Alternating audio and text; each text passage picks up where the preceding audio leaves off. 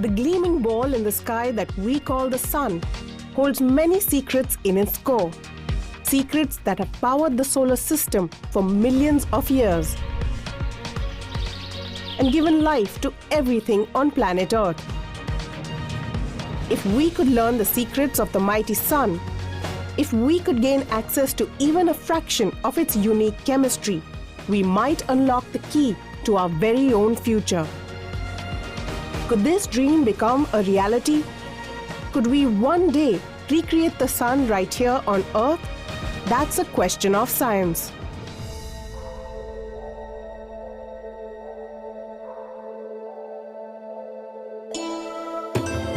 The sun is the headlining star in our solar system. So powerful is its brilliance that even at 150 million kilometers away, we on Earth can't look directly at it. This ball of white-hot light blazes at nearly 6,000 degrees Celsius at its surface, throwing out a whopping 1.7 million degrees Celsius from its corona. At this temperature, the sun is a furnace, emanating enough light and energy to support all life on Earth. It is this furnace that might also hold the key to our future survival. But only if we first learn what makes the sun so hot. Ancient thinkers studied its closest equivalent on Earth, fire. When something burns, like wood or coal, it is usually the result of chemical reactions which release energy. What was happening in the sun that triggered such fiery energy? In 1850, German thinker Hermann von Helmholtz suggested that solar energy was a result of gravitational collapse or a rapid compression of matter due to forces of gravity. The mystery became clearer at the turn of the 20th century when experimentalists got a first glimpse inside the atom. Ernest Rutherford, widely considered the father of nuclear physics, suggested that the sun's energy might come from radioactive decay. This meant that the nuclei of unstable atoms inside the sun were losing matter while releasing large amounts of energy. In 1920, British astrophysicist Sir Arthur Eddington proposed that the sun's core was a blistering hot and high-pressure furnace, where hydrogen nuclei were fusing or joining together to form helium nuclei. These fusion reactions led to an immense production of energy, so immense that it could even reach us here on Earth. By the 1930s, astrophysicists Subramanian Chandrasekhar and Hans Bethe had independently and mathematically confirmed this hypothesis. It was now official. The source of the sun's energy was thermonuclear fusion. Back on Earth, scientists began to ask the question, if we could understand how thermonuclear fusion happens in the sun, could we perhaps recreate and control it? And if that dream became a reality, could we solve one of the biggest crises affecting modern life? In the 21st century, human beings are exploding in number. They're putting more pressure on the Earth's resources than ever before, especially on dwindling energy resources like fossil fuels. Consider that the global population is set to rise to nearly 10 billion by 2050, and you'll realize just how much energy is required to ensure our future. Researchers around the world are racing against time to fill this energy need. For one group, the quest is as futuristic as it is ancient. Just as the ancients stared into the fire to decode the sun's energy, this group is studying plasma to understand how controlled thermonuclear fusion could one day become a reality. At IPR, or the Institute of Plasma Research in Ahmedabad, Gujarat, scientists are studying the fascinating fourth state of matter, or plasma. But what exactly is plasma? Most of us are familiar with the three states in which matter can exist. It can exist as solids, where atoms are packed rigidly together. It can exist as liquids, where the atoms are more loosely packed and freer to move about. It can also exist as gas, where atoms are far freer to move about than in the other two states.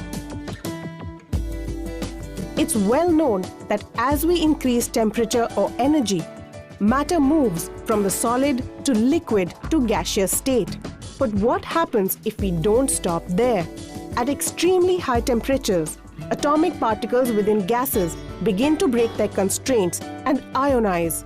Negatively charged particles distance themselves from positively charged particles in the nucleus.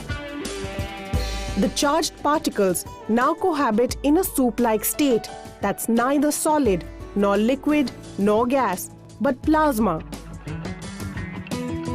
Plasma, not to be confused with the colorless fluid called blood plasma, is all around us. Fire, studied by ancients, is a type of plasma, as is the lightning we see on a stormy night. It's the stuff found inside fluorescent lamps, neon signs, and TVs.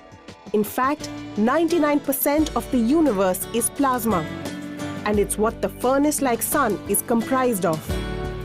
Most importantly, plasma is the only state in which thermonuclear fusion can take place. This is because at temperatures as high as millions of degrees Celsius, positively charged nuclei gain so much energy that they overcome their mutual repulsion and binding energy. This allows them to fuse together, creating far more energy than was used to fuse them. That's just some of the reasons why scientists at IPR are fascinated by plasma. This fourth state is produced whenever violence is done to matter. The biggest application that it has of course, thermonuclear fusion. As we know, stars burn brilliantly for billions of years, and they're using a source of energy from the nucleus, which comes from nuclear fusion.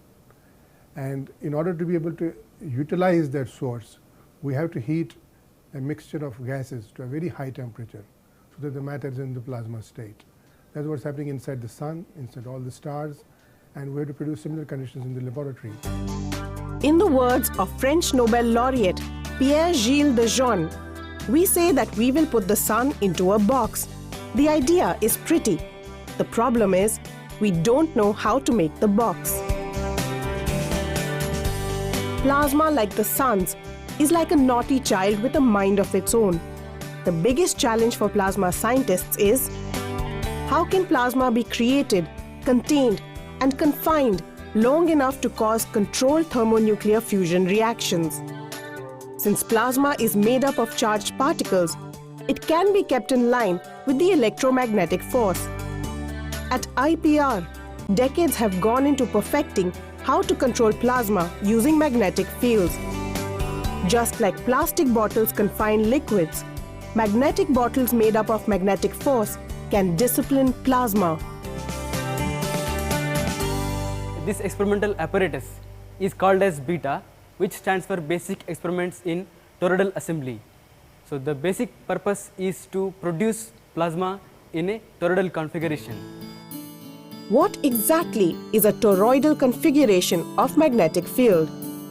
The word toroidal is rooted in torus, which is a donut-shaped formation where lines move in a circular fashion but never intersect. As compared to other magnetic configurations, this is the best kind to keep the unstable plasma alive.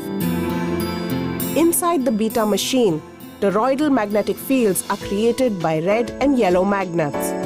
A large current is passed, which ionizes the argon gas inside the steel bottle, creating plasma. The BETA's toroidal magnetic fields are ideal for keeping the unpredictable plasma confined in its concentric field lines. But there's a catch.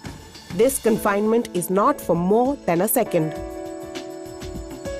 So if plasma scientists want to study how thermonuclear fusion occurs, they need bigger and more efficient magnetic bottles. That's exactly what machines called tokamaks are. This is Aditya. India's first indigenously designed and built tokamak. It produces a maximum magnetic field of 1.5 Tesla, generated by 20 toroidal magnets. Plasma is created, confined, and maintained inside this machine for up to 4 seconds. Operational since September 1989, Aditya has helped scientists observe many quirks of the fourth state of matter, including how plasma behaves as a collective, how it fluctuates unpredictably and shows turbulent behaviors. One of these behaviors is intermittency, and it was at Aditya that it was first understood. Intermittency explains how, when plasma is confined in a magnetic field, its charged particles tend to break free, not individually, but in groups, in intermittent time gaps.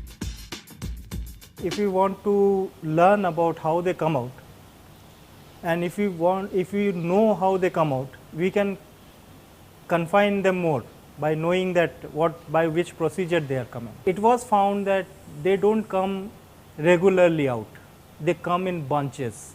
So this transport is called intermittency because it is coming in bursts. So this is first observed in and first shown in Aditya tokamak. It was very useful for future development of tokamak machines, bigger tokamak machines. We could discover something called intermittency, which is the way the heat is transported out of the plasma, which was first discovered in Aditya in the 90s, which was then later confirmed by other tokamaks around the globe. The Aditya tokamak has been going strong for over 2 decades now, helping us gain more insight into how plasma and thermonuclear fusion might work. It's inspired IPR's technologists to aim even higher and ask, can we build a tokamak where plasma lasts not just for 1, 2 or 4 seconds, but 1,000? The answer lies here with the next generation of Indian tokamaks. This is the SST-1, or Steady State Superconducting Tokamak. As the name suggests, it has the ability to maintain a steady state of plasma for a very long period of time, up to 1,000 seconds. So how is it different from the Aditya? Here, as this electromagnets contains current, so they get heated up. So we need to cool them, and that's why we put water through them. That water cools the coil. But even with that water cooling, we can't keep them on for a very long time. So it is being kept on for only 4 seconds. In SST, we use superconducting magnets. So the magnets are supercooled by some supercooled liquids. So there is no water cooling. And then we can make this operation continue for very longer time. Superconducting magnets. It's what allows the SST-1 to keep plasma alive without overheating the tokamak. 16 D-shaped magnets use liquid helium to cool to such low temperatures that they allow current to flow with nearly zero resistance. This machine demonstrates as to how very large magnetic fields could be produced with very large superconducting magnets. When we say superconducting magnets, means the magnets can be made superconducting, they can be cooled down to minus 269 degrees centigrade with liquid helium, and they can maintain a magnetic field of the order of something like 51,000 Gauss, which is about 250,000 times of Earth's magnetic field forever. Keeping this large magnetic field alive requires state-of-the-art superconducting cooling. What you are seeing behind me is actually the SST-1, the steady state superconducting tokamaks cryogenic facility, which is used to cool the about 40,000 kilograms of cold mass to minus 269 degrees centigrade from room temperature. This is one of its unique and is the largest in the country. The SST-1 boasts some of the largest cryogenics in India. The SST-1's design makes for an enormous magnetic field that's able to sustain steady plasma for a long period of time. Long enough that scientists can learn about producing thermonuclear fusion energy. So could we perhaps one day dream of a plasma-based thermonuclear fusion reactor, one that could potentially end our power woes? If this global group of scientists, engineers and technologists has anything to do with it, yes. Cadarache, France. All hopes of a fusion-driven future are hinged on a unique mega-science collaboration that's being built here.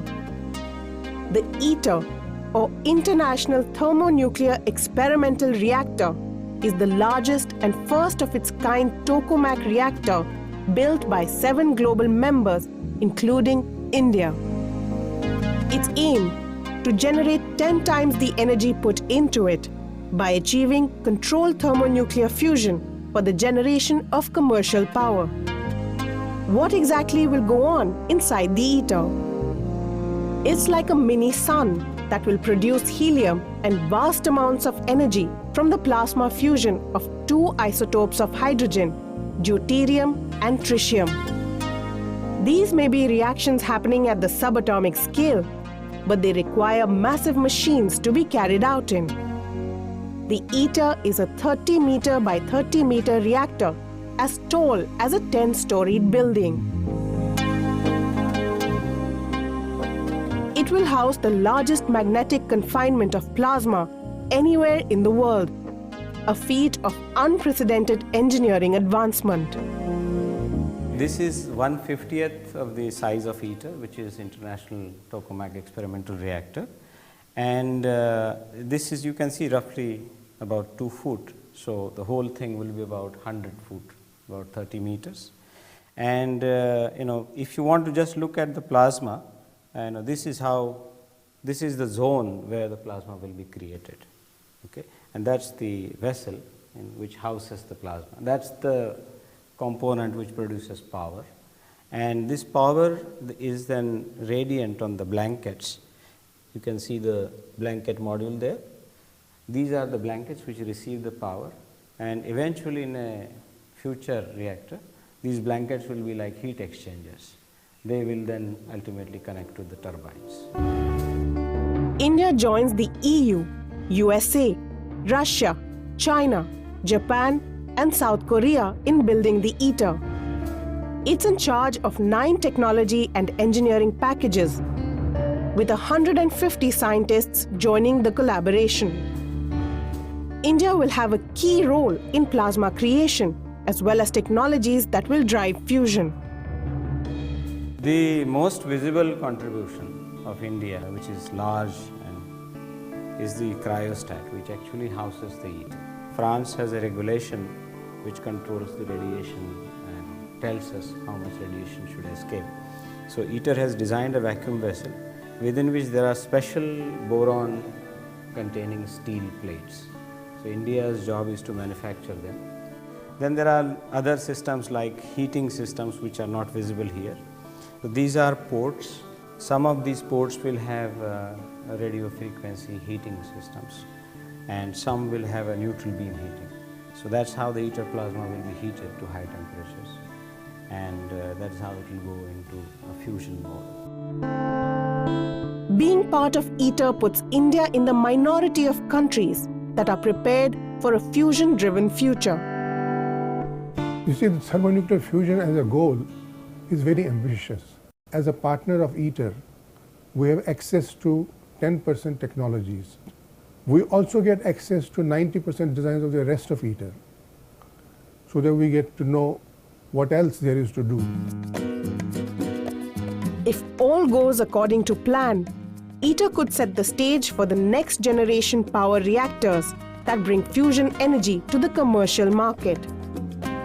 This energy, experts believe, will not just be sufficient for our needs, but will also be clean with minimal impact on the environment. Scientists also assert that there is no possibility of a catastrophic accident in the reactor, as plasma fusion stops as soon as the magnetic field shuts down. But there's a caveat. Achieving viable fusion energy is still a while away. Fusion research is quite complex, I would say, and as of today, fusion is no more a dream. It has become a reality because we have started constructing the ITER project. This probably could be seen by, let's say, 2030 or around that. And once this is achieved, we take a big step forward. I would say that in the mid of the second half of this century, we should be able to harness energy with the help of fusion technology. The realization of fusion energy may be decades away, but it is a pursuit that's fired up the scientists of today. They chase the stormy plasmas which may hold the secret to securing our future and recreate a piece of the sun right here on Earth.